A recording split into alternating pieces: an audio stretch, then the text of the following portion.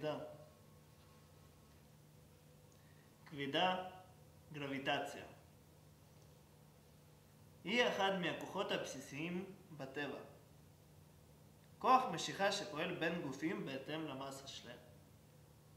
חוק המשיכה האוניברסלי שנתגלה ונוסח על ידי אייזק ניוטון מגדיר את המשיכה בין כל שני גופים בעלי מסה וקובע כי הם יימשכו ביחס ישר למסתם וביחס הפוך לריבוע המרחק שביניהם. עקרון זה תוקן על ידי אלברט איינשטיין במחצית הראשונה של המאה ה-20 ופותח להגדרה כללית יותר, המאפשרת לחלקיקים חסרי מסת מנוחה כמו למשל פוטונים להימשך לגופים אחרים. הכבידה במכניקה הקלאסית.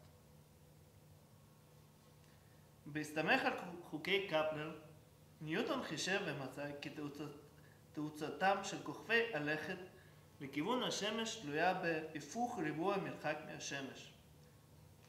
הוא גם מצא שהיחס בין תאוצתו של הירח סביב כדור הארץ לתאוצת נפילת חופשי של גוף על פני כדור הארץ מתאים גם הוא להיפוך ריבוע יחסי במרחקים.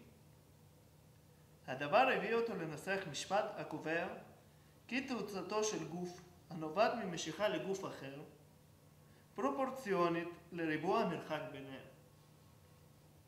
לכן, היות שתאוצתו של גוף תלויה במסתו, הוא הקיש כי הכוח הפועל על גוף תלוי במסתו. ומאחר שהחוק השלישי שניסח מחייב שוויון בין כוחות הדדיים, הוא הסיק שכוח חייב להיות פרופורציוני למסותיהם של שני הגופים הנמשכים, או בניסוח מתמטי F שווה G כפול M1 כפול M2 חלקי R בריבוע. כאשר F הוא הכוח שכל אחד מהגופים מפעיל על השני, R בריבוע הוא המרחק בין מרכזי הכובד של הגופים, M1 ו-M2 הם מסותיהם של הגופים.